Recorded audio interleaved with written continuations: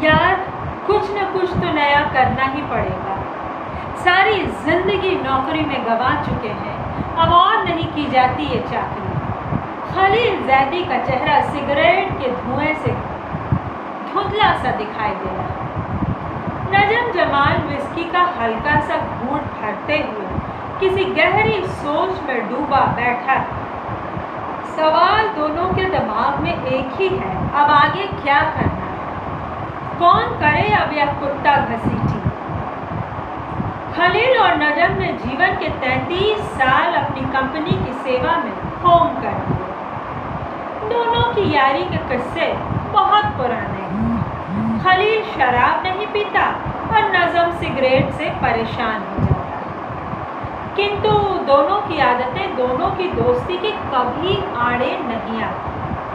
خلیل زیدی ایک یووا افسر بن کر آیا تھا اس کمپنی میں, کنتو آج اس نے اپنی محنت اور عقل سے اس کمپنی کو یورپ کی اگرنی فائنینشیل کمپنیوں کی قطار میں لا کھڑا کیا. لندن کے فائنینشیل سیکٹر میں خلیل کی خاصی عزت. ویسے خلیل بھائی کیا ضروری ہے کہ کچھ کیا ہی جائے, اتنا کما لیا اب آرام کیوں نہ کرے. بیٹے بہوئے اور پوتے پوتیوں کے ساتھ باقی دن بتا دیے جائیں تو کیا برا ہے. میاں دوسرے کے لیے پوری زندگی لگا دی, کمپنی کو کہاں سے کہاں پہنچا دیا, لیکن کل کو مر جائیں گے تو کوئی یاد بھی نہیں کرے گا. اگر اتنی محنت کے لیے کی ہوتی تو پورے فائنینشیل سیکٹر اگر اتنی محنت اپنے لیے کی ہوتی تو پورے فائنینشیل سیکٹر میں ہمارے نام کی مالا جپی جا رہی ہے. خلیل بھائی مرنے پر یاد آیا, آپ نے کارپینٹرز پارک کے قبرستان میں اپنی اور بھابھی جان کی قبر بک کر لی ہے یا نہیں. دیکھیے اس قبرستان کی لوکیشن, اس کا لک اور ماحول ایک دم یونیک ہے. اب زندگی بھر تو کام سے فرصت نہیں ملی, کم سے کم مر کر تو چین کی زندگی جیے گے. کیا بات کہی ہے میاں, کم سے کم مر کر تو چین کی زندگی جیے گے. بھائی واہ, وہ کسی شاعر نے بھی کیا بات کہی ہے کہ مر کے بھی چین نہ پایا تو کدھر جائے. یار مجھے تو کوئی دقت نہیں, تمہاری بھابھی جان بہت سوشلسٹ قسم کی عورت ہیں, پتہ لگتے ہی بفر جائیں. ویسے تم نے عابدہ سے بات کر لی ہے کیا؟ یہ حوا کی اولادوں نے بھی ہم جیسے لوگوں کا جینا مشکل کر رکھا ہے, اب دیکھو نا. نجم نے بیچ میں ہی ٹوک دیا, خلیل بھائی ان کے بنا گزارا بھی تو نہیں. نیسیسری ایول ہیں ہمارے لیے, اور پھر اس دیش میں تو سٹیٹس کے لیے بھی ان کی ضرورت پڑتی. اس معاملے میں جاپان بڑھیا ہے, ہر آدمی اپنی بیوی اور بچے کو شہر سے کے باہر رکھتا ہے سبرب میں, اور شہر والے فلیٹ میں اپنی ورکنگ پارٹنر. سوچ کر کتنا اچھا لگتا ہے. صاف پتہ چل رہا تھا کہ وسکی اپنا رنگ دکھا رہی. یار یہ سارا قبرستان شیعہ لوگوں کے لیے ایکسکلوسیو نہیں ہو سکتا کیا؟ ورنہ مرنے کے بعد پتہ نہیں چلے گا کہ پڑوس میں شیعہ ہے یا سنی یا پھر وہ گجراتی ٹوپی والا. یار سوچ کر ہی جھرجھری محسوس ہوتی ہے. میرا تو بس چلے تو ایک قبرستان بنا کر اس پر بورڈ لگا دوں, شیعہ مسلمانوں کے لیے ریزرو. بات تو آپ نے پتے کی کہی ہے خلیل بھائی, لیکن یہ اپنا پاکستان تو ہے نہیں. یہاں تو شکر منائیے کہ گوری سرکار نے ہمارے لیے الگ سے قبرستان بنا رکھا, ورنہ ہمیں بھی عیسائیوں کے قبرستان میں ہی دفن ہونا ہوگا. آپ نے کارپینٹرز پارک والوں کی نئی اسکیم کے بارے میں سنا کیا؟ وہ خالی 10 پاؤنڈ مہینے کی پریمیم پر آپ کو شان سے دفنانے کی پوری ذمہ داری اپنے پر لے رہے ہیں. ان کا جو نیا پیمفلٹ نکلا ہے اس میں پوری ڈیٹیلز دے رکھی ہے. لاش کو نہلانا, نئے کپڑے پہنانا, کفن کا انتظام, رولز رائس کے لاش کی سواری اور قبر پر سنگمرمر یہ سب اس بیمے میں شامل ہے۔ یار یہ اچھا ہے، کم سے کم ہمارے بچے ہمیں دفناتے وقت اپنی جیبوں کی طرف نہیں دیکھیں۔ میں تو جب عرفان کی طرف دیکھتا ہوں تو بہت مایوس ہو جاتا ہوں۔ دیکھو 35 کا ہو گیا، مگر مجال ہے ذرا بھی ذمہ داری کا احساس ہو۔ کل کہہ رہا تھا ڈیڈ کراچی میں بزنس کرنا چاہتا ہوں، بس 1 لاکھ پاؤنڈ کا انتظام کروا دیجیے۔ ابے پاؤنڈ کیا سالے پیڑوں پر اگتے ہیں، نادرہ نے بگاڑ رکھا ہے، اپنے آپ کو اپنے سوشلسٹ کاموں میں لگا رکھا ہے۔ جب بچوں کو ماں کی پرورش کی ضرورت تھی، یہ میم صاحب کارل مارکس کی سمادھی پر پھول چڑھائے۔ سالہ کارل مارکس مرا تو انگریزوں کے گھر میں، اور کیپٹلزم کے خلاف کتابیں یہاں لکھتا رہا۔ اسی لیے دنیا جہان کے مارکسوادی دوگلے ہو گئے۔ سالوں نے ہمارا تو گھر تباہ کر دیا، میرا تو بچوں کے ساتھ کوئی کمیونیکیشن ہی نہیں بن پایا۔ خلیل زیدی نے ٹھنڈی سانس لی۔ تھوڑی دیر کے لیے سناٹا چھا گیا ہے، موت کا سا سناٹا، ہلکا سا سگریٹ کا کش، چھت کی طرف اٹھتا دھواں، شراب کا ایک ہلکا سا گھونٹ گلے میں اترتا، تھوڑی کاجو کے دانتوں سے کاٹنے کی آواز نجم سے رہا نہیں گیا۔ خلیل بھائی، ان کی ایک بات بہت پسند آئی ہے۔ ان کا کہنا ہے کہ اگر آپ کسی ایکسیڈنٹ یا حادثے کا شکار ہو جائیں، جیسے آنکھ سے جل مرے، تو وہ لاش کا ایسا میک اپ کریں گے کہ لاش ایک دم جوان اور خوبصورت دکھائی دے۔ اب لوگ تو لاش کی آخری شکل ہی یاد رکھیں گے نا۔ نادرہ بھابھی اور عابدہ کو یہی آئیڈیا بیچتے ہیں کہ جب وہ مریں گی تو دلہن کی طرح سجائی جائیں گی۔ یار نظم ایک کام کرتے ہیں، بک کروا دیتے ہیں 2 قبریں۔ ہمیں نادرہ یا عابدہ کو بھی بتانے کی ضرورت کیا ہے؟ جب ضرورت پڑے گی تو بتا دیں گے۔ کیا بات یہی ہے بھائی جان، مزہ آ گیا۔ لیکن اگر ان کو ضرورت پڑ گئی تو بتائیں گے کیسے؟ بتانے کے لیے ان کو دوبارہ زندہ کروانا پڑے گا۔ ہاں ہاں ہاں۔ سنو، ان کی کوئی اسکیم نہیں ہے جیسے buy 1 get 1 free یا buy 2 get 1 free۔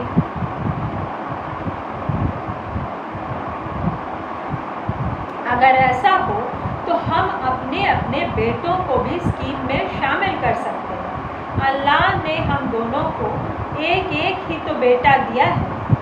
بھائی جان، اگر نادرہ بھابھی نے سن لیا تو کھٹ سے کہیں گی، کیوں جی، ہماری بیٹیوں نے کیا قصور کیا ہے؟ یار تم ڈراؤنی باتیں کرنے سے باز نہیں آؤ گے۔ معلوم ہے وہ تو سمیرہ کی شادی سنیوں میں کرنے کو تیار ہو گئی تھی۔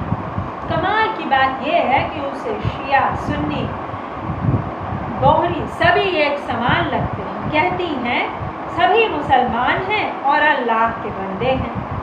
اس کی انڈیا کی پڑھائی ابھی تک اس کے دماغ سے نکلی نہیں۔ بھائی جان، اب انڈیا کی پڑھائی اتنی خراب بھی نہیں ہوتی۔ پڑھے تو میں اور عابدہ بھی وہیں سے ہیں۔ دراصل میں تو گوا میں کچھ کام کرنے کے بارے میں بھی سوچ رہا ہوں۔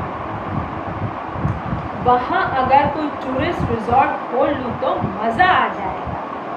بھائی سچ کہوں، مجھے اب بھی اپنا گھر میرٹھ ہی لگتا ہے۔ 40 سال ہو گئے ہندوستان چھوڑے، لیکن لاہور ابھی تک اپنا نہیں لگتا۔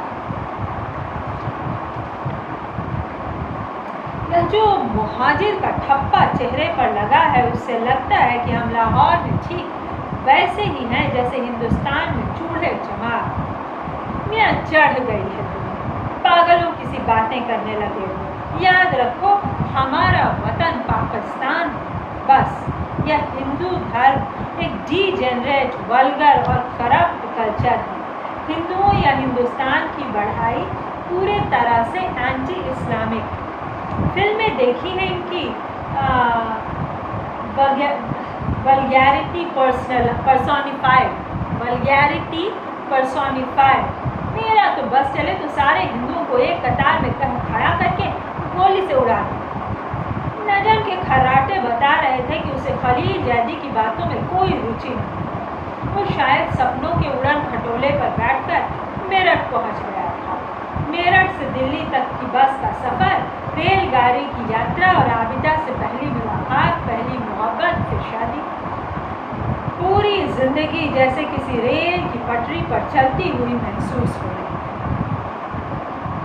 محسوس عابدہ بھی کر رہی تھی اور نادرہ بھی۔ دونوں محسوس کرتی تھی کہ ان کے پوتیوں کے پاس ان کے لیے کوئی سمے نہیں۔ ان کے پتی بس پیسہ دیتے ہیں گھر کا خرچہ چلانے کے لیے، لیکن ان کا بھی حساب کتاب ایسے رکھا جاتا ہے جیسے کمپنی کے کسی کلرک سے خرچے کا حساب پوچھا جا رہا ہے۔ دونوں کو کبھی یہ محسوس نہیں ہوا کہ وہ اپنے اپنے گھر کی مالکن ہیں۔ انہیں سمے پر یہ یاد دلا دیا جاتا تھا کہ گھر کے مالک کے حکم کے بنا وہ ایک قدم بھی نہیں چل سکتی۔ عابدہ تو اپنی نادرہ آپا کے سامنے اپنا رونا رو لیتی تھی، لیکن نادرہ ہر بات کیول اپنے سینے میں دبائے رکھتی۔ نادرہ نے بہت محنت سے اپنے ویکتتو میں پریورتن پیدا کیا تھا۔ اس نے ایک ستھائی ہنسی کا بھاؤ اپنے چہرے پر چڑھا دیا تھا۔ پتی کی ڈانٹ پھٹکار، گالی گلوج، یہاں تک کہ کبھی کبھار کی مار پیٹ کا بھی اس پر کوئی اثر دکھائی نہیں دیتا تھا۔ کبھی کبھی تو خلیل زیدی اس کی مسکراہٹ سے پریشان ہو جاتے۔ آخر آپ ہر وقت مسکراتی کیوں رہتی؟ یہ ہر وقت کا دانت نکالنا سیکھا کہاں سے ہے آپ نے؟ ہماری بات کا کوئی اثر تو ہی نہیں ہوتا آپ پر۔ نادرہ سوچتی رہ جاتی ہے کہ اگر وہ غمگین چہرہ بنائے رکھے تو بھی اس کے پتی کو پریشانی ہو جاتی ہے۔ اگر وہ مسکرائے تو انہیں لگتا ہے کہ ضرور کہیں کوئی گڑبڑ ہے، انیتھا جو ویوہار وہ اسے دے رہے ہیں اس کے بعد تو مسکراہٹ جیون سے غائب ہی ہو جانی چاہیے۔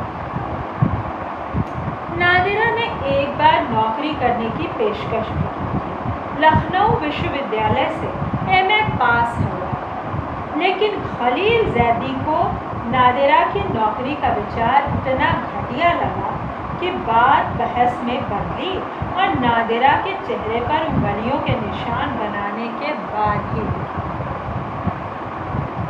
اس کا نتیجہ یہ ہوا کہ نادرہ نے پاکستان سے آئی ان لڑکیوں کے لیے لڑنے کا بیڑا اٹھا لیا ہے جو اپنے پتیوں ایوم ساس سسر کے ویوہار سے پیڑت ہیں۔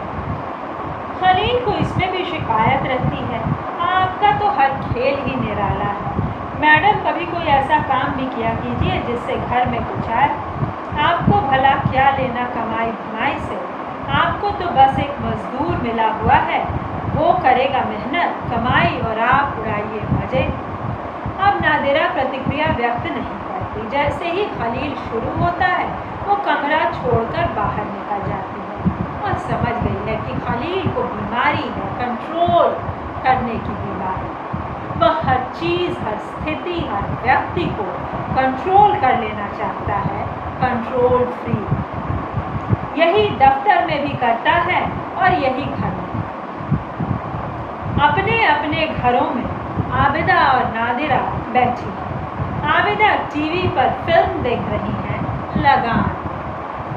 وہ عامر خان کی پکی فین ہے، اس کی ہر فلم دیکھتی ہے اور گھنٹوں اس پر بات چیت بھی کر سکتی ہے۔ پاکستانی فلمیں اسے بالکل اچھی نہیں لگتی، بہت لاؤڈ لگتی ہیں۔ لاؤڈ تو اسے اپنا پتی بھی معلوم ہوتا ہے، لیکن اس کا کوئی علاج نہیں ہے اس کے پاس۔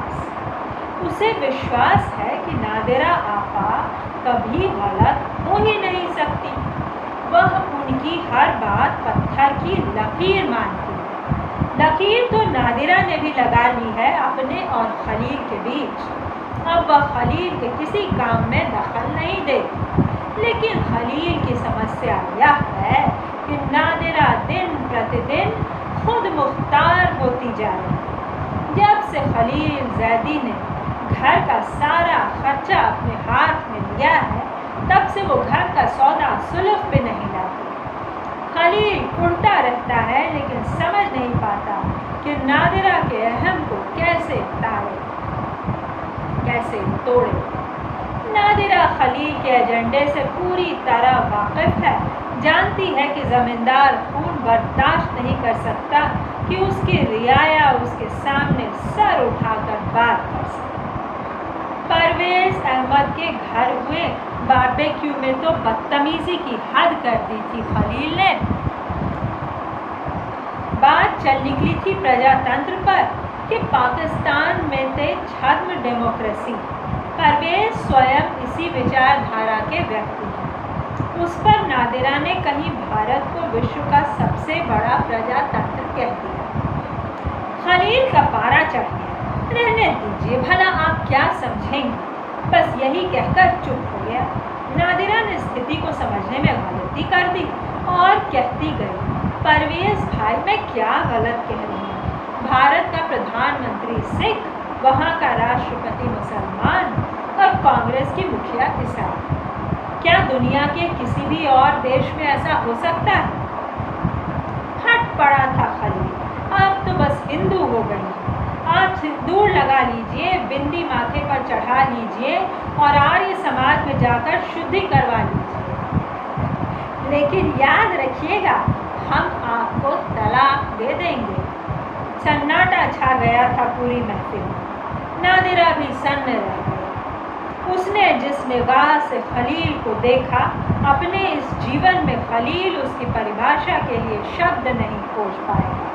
پھر نادرہ نے ایک جھٹکا دیا اپنے سر کو اور چپکا لی وہی مسکراہٹ اپنے چہرے پر۔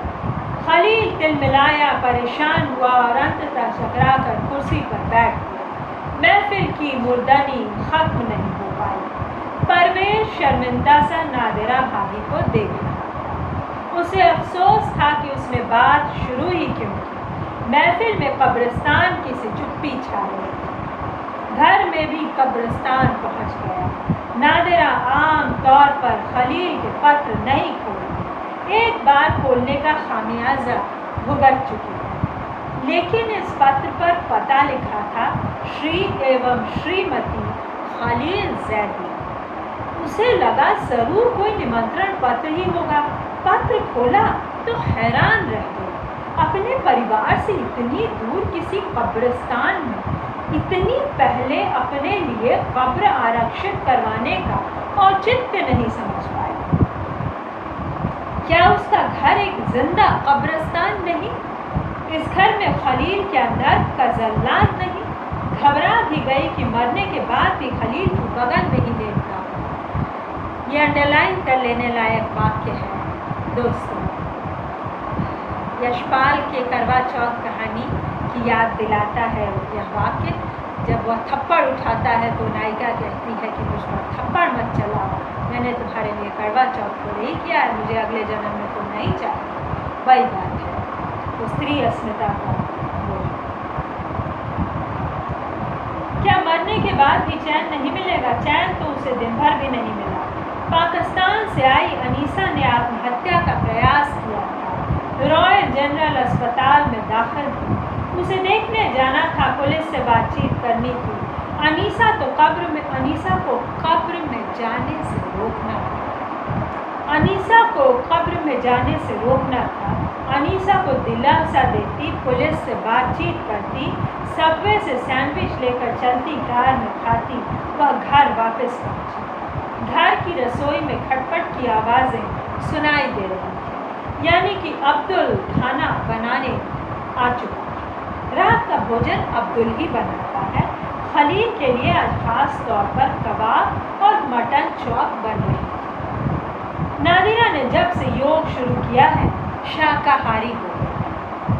اوپر کمرے میں جا کر کپڑے بدل کر نادرہ عبدل کے پاس رسوئی میں آ گئی ہے۔ عبدل کی خاصیت ہے کہ جب تک اس سے کچھ پوچھا نہ جائے چپ چاپ کام کرتا رہتا ہے۔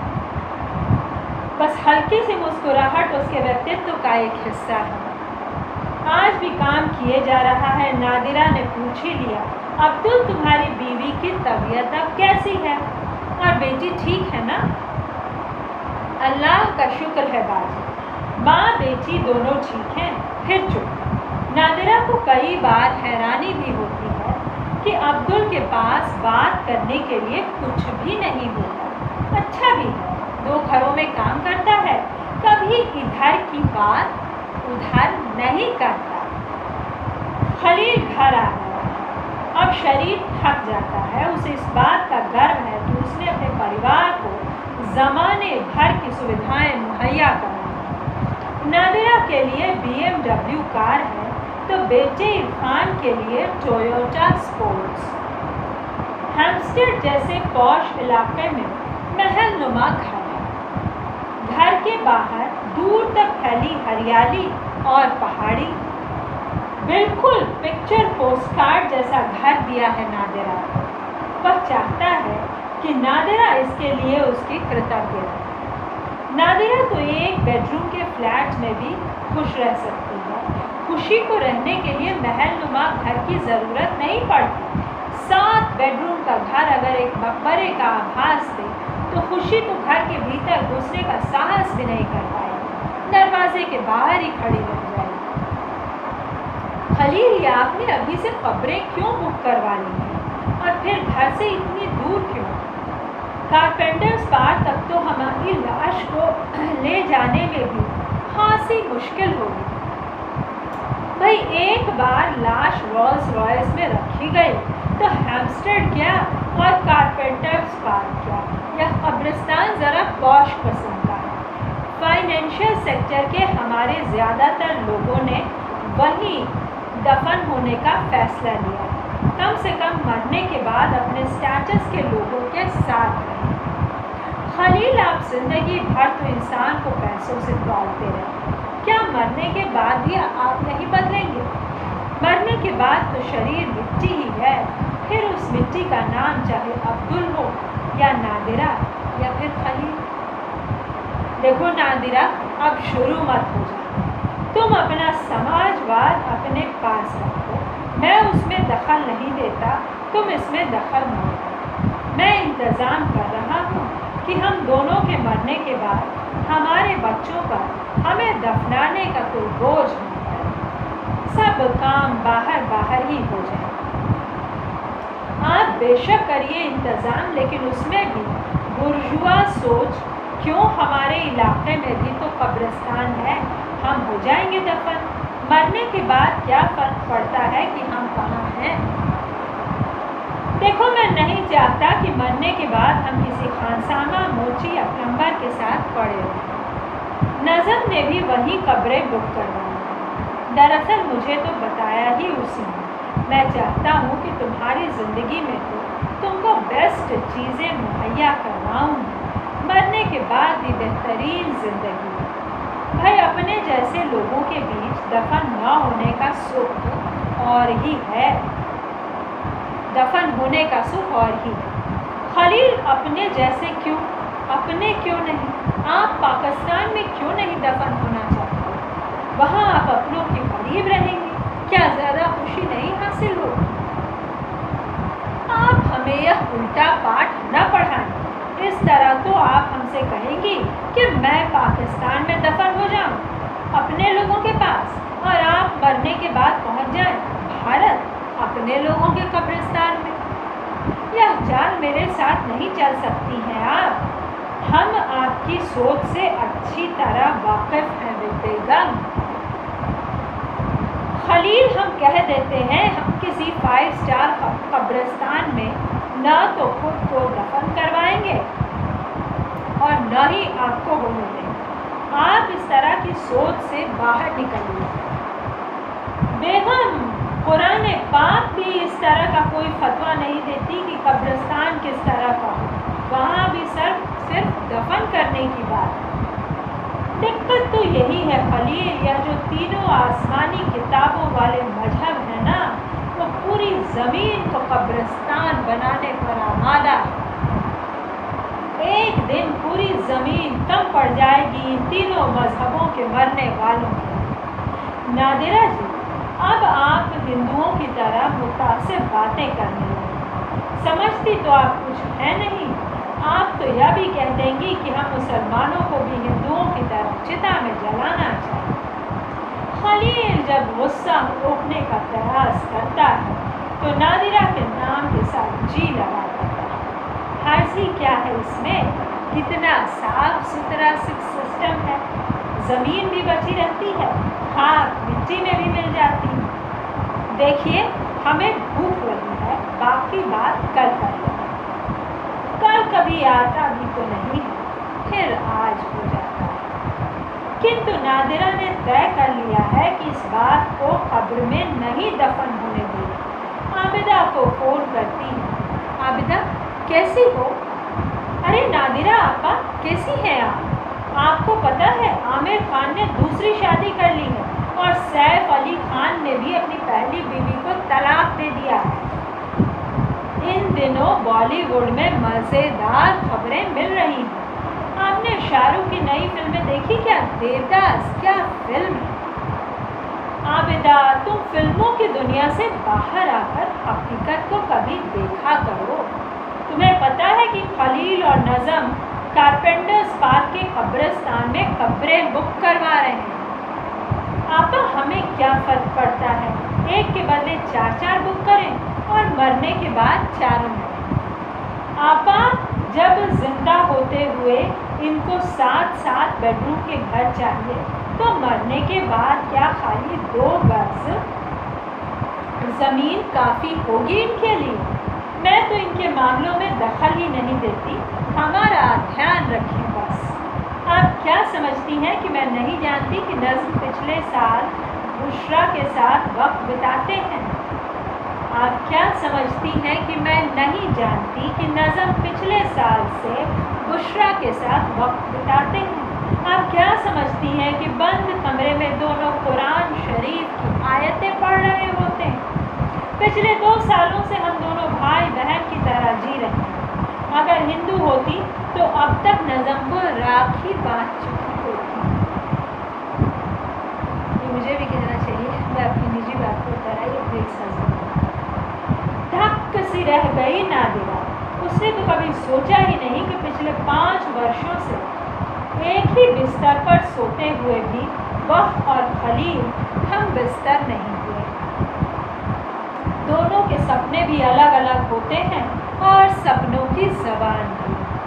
ایک ہی بستر پر 2 الگ الگ جہان ہوتے ہیں، تو کیا خلیل بھی کہیں؟ ویسے اسے بھی کیا فرق پڑتا ہے؟ عابدہ میں ذاتی رشتوں کی بات نہیں کر رہی، میں سماج کو لے کر پریشان ہوں۔ کیا یہ ٹھیک ہے جو یہ دونوں کر رہے ہیں؟ آپا مجھے کوئی فرق نہیں پڑتا، میرے لیے یہ باتیں بیکار سی ہیں۔ جب مر ہی گئے تو کیا فرق پڑتا ہے کہ مٹی کہاں دفن ہو؟ اس بات کو لے کر میں اپنا آج کیوں خراب کروں؟ ہاں اگر نظم مجھ سے پہلے مر گئے تو میں ان کو دنیا کے سب سے غریب قبرستان میں لے جا کر دفن کروں گی اور قبر پر کوئی خطبہ نہیں لگاؤں گی، گمنام قبر ہوگی ان کی۔ اگر میں پہلے مر گئی تو پھر بچا ہی کیا؟ ٹھیک کہا عابدہ نے کہ بچا ہی کیا؟ آج زندہ ہے تو بھی کیا بچا ہے؟ سال بھر بیت جانے کے بعد بھی کیا کر پائی ہے نادرہ؟ آدمی دونوں زندہ ہیں لیکن قبریں آرکشت ہیں دونوں کے لیے۔ خلیل اور نظم آج بھی اسی سوچ میں ڈوبے ہیں کہ نیا دھندا شروع کر دیا جائے۔ قبریں آرکشت کرنے کے بعد وہ دونوں اس وشے کو بھول بھی گئے، لیکن کارپینٹرز پارک ان کو نہیں بھولا ہے۔ آج پھر ایک چٹھی آئی ہے۔ مدرا اسفیتی کے ساتھ ساتھ ماسک قسط میں پیسے بڑھانے کی چٹھی نے نادرہ کا خون پھر کھولا دیا۔ خلیل اور نظم آج ڈرائنگ روم میں یوجنا بنا رہے ہیں۔ پورے لندن میں نظم ایک ہی ہے جو خلیل کے گھر شراب پی سکتا ہے، اور ایک خلیل ہی ہے جو نظم کے گھر سگریٹ پی سکتا ہے۔ لیکن دونوں اپنا اپنا نشہ خود ساتھ لاتے ہیں، سگریٹ بھی اور شراب بھی۔ خلیل بھائی دیکھیے میں پاکستان میں کوئی دھندا نہیں کروں، ایک تو عابدہ وہاں جائے گی نہیں، دوسرے اب تو بشرا کا بھی سوچنا پڑتا ہے، اور تیسرا یہ کہ اپنا تو سالہ پورا ملک ہی کرپشن کا مارا ہوا ہے۔ اتنی رشوت دینی پڑتی ہے کہ دل کرتا ہے سامنے والے کو 4 جوتے لگائیں۔ اوپر سے نیچے تک سب کرپٹ۔ اگر ہم دونوں کو مل کر کوئی کام شروع کرنا ہے تو یہی انگلینڈ میں رہ کر کرنا ہوگا، ورنہ آپ کراچی اور ہم گوا۔ میں تو آج کل سپنوں میں وہی گوا میں رہتا ہوں۔ کیا جگہ ہے خلیل بھائی، کیا لوگ ہیں، کتنا سیف فیل کرتا ہے آدمی۔ میاں تم کو چڑھ بہت جلدی جاتی ہے، ابھی طے کچھ ہوا نہیں تمہارے اندر کا ہندوستانی لگا چہکنے۔ تم سالے ہندوستانی لوگ کبھی سدھر نہیں سکتے، اندر سے تم سب کے سب متعصب ہوتے ہو، چاہے مذہب تمہارا کوئی بھی ہو، تمہارا کچھ نہیں ہو سکتا۔ تو پھر آپ ہی کچھ سوچئے نا، آپ تو بہت براڈ مائنڈیڈ ہیں۔ وہی تو کر رہا ہوں۔ دیکھو ایک بات سنو۔ نادرہ گنگناتی ہوئی ڈرائنگ روم میں داخل ہوئی۔ خلیل، میں نے آپ سے کتنی بار کہا ہے کہ یہ قبریں کینسل کروا دیجیے، آپ میری اتنی چھوٹی سی بات نہیں مان سکتے؟ ارے بھابھی، آپ کو خلیل بھائی نے بتایا نہیں کہ ان کی اسکیم کی خاص بات کیا ہے؟ ان کا کہنا ہے کہ اگر آپ کسی ایکسیڈنٹ یا حادثے کا شکار ہو جائیں، جیسے آگ سے جل مریں، تو وہ لاش کا ایسا میک اپ کریں گے کہ لاش ایک دم جوان اور خوبصورت دکھائی دے۔ اب آپ ہی سوچئے، ایسی کون سی خاتون ہے جو مرنے کے بعد خوبصورت اور جوان نہ دکھنا چاہتی؟ آپ تو ہم سے بات بھی نہ کریں نظم بھائی، آپ نے ہی یہ کیڑا ان کے دماغ میں ڈالا ہے۔ ہم آپ کو کبھی معاف نہیں کریں گے۔ خلیل، آپ کبھی فون کرتے ہیں یا نہیں؟ ورنہ میں خود ہی قبرستان کو فون کر کے قبریں کینسل کرواتی ہوں۔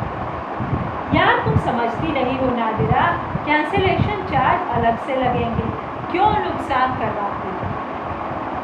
تو ٹھیک ہے، میں خود ہی فون کرتی ہوں اور پتہ کرتی ہوں کہ آپ کا کتنا نقصان ہوتا ہے، اس کی بھرپائی میں خود ہی کر دوں گی۔ نادرہ غصے میں نمبر ملا رہی۔ سگریٹ کا دھواں کمرے میں ایک ڈراونا سا ماحول پیدا کر رہا ہے۔ شراب کی مہک رہی صحیح کثر بھی پوری کر رہی ہے۔ فون لگ گیا ہے۔ نادرہ اپنا ریفرنس نمبر دے کر بات کر رہی ہے۔ خلیل اور نظم پریشان اور بے بس سے لگ رہے ہیں۔ نادرہ تھینکس کہہ کر فون رکھ دیتی ہے۔ لیجئے خلیل، ہم نے پتہ بھی کر دیا ہے اور کینسلیشن کا آرڈر بھی دے دیا ہے۔ پتہ ہے انہوں نے کیا کہا؟ ان کا کہنا ہے کہ آپ نے 350 پاؤنڈ ایک قبر کے لیے جمع کروائے ہیں، یعنی 2 قبروں کے لیے 700 پاؤنڈ، اور اب انفلیشن کی وجہ سے ان قبروں کی قیمت ہو گئی ہے 1100 پاؤنڈ، یعنی کہ آپ کو کل 400 پاؤنڈ کا لابھ۔ خلیل نے کہا، کیا 400 پاؤنڈ کا فائدہ بس سال بھر میں؟ اس نے نظم کی طرف دیکھا۔ نظم کی آنکھوں میں بھی وہی چمک تھی، نیا دھندا مل گیا۔ تو دوستو، یہ ہے تیجیندر شرما جی کی وکھیات کہانی قبر کا منافع، جو ان کے سندرہ بیگر آنکھیں میں سموہت ہے۔ اور آپ دیکھ سکتے ہیں کہ اس میں کتنی خوبصورتی سے بازار بات کے ساتھ ساتھ رشتوں کے مایا جال کو سمیٹا گیا ہے۔ البتہ میں ایک بات یہ کہنا چاہتی ہوں کہ بیوی سچ مچ اتنی سوشلسٹ ہے کہ قبر کینسل کروا دیتی ہے، لیکن ایسا بھی تو ہو سکتا ہے کہ جگہ کی کمی ہو، یہ ہو وہ ہو۔ یہ میری نجی ٹپنی ہے۔ قبروں کا بک ہو جانا کوئی اپنے آپ میں ایسی بری بات نہیں ہے، لیکن اس کو بہت سی دوسری سمسیایں ہیں، سدھانتگت بھی اور اس کو بھاوناتمک، لیکن وہ کچھ نہیں کرتی۔